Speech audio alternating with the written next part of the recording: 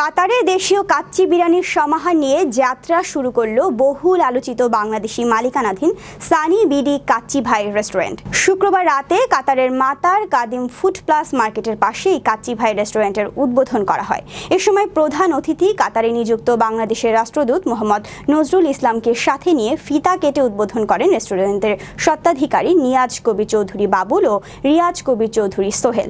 পরে রেস্টুরেন্টের হল রুমে উদ্বোধন উপলক্ষে আলোচনা সভায় আনোয়ার হোসেন মামুনের পরিচালনায় বক্তব্য রাখেন বাংলাদেশ দূতাবাসের শ্রম কাউন্সিলর মোহাম্মদ মাহসুদুল কবির, বাংলাদেশ কমিউনিটির সিনিয়র সহসভাপতি শফিকুল ইসলাম তালুকদার বাবু, বাংলাদেশ কমিউনিটির সহসভাপতি আব্দুল মতিন পাটোয়ারি, সালে আহমেদ খোকন, মাহবুবুর রহমান চৌধুরী বাবু, আতিকুল মাওলা মিঠু প্রমুখ।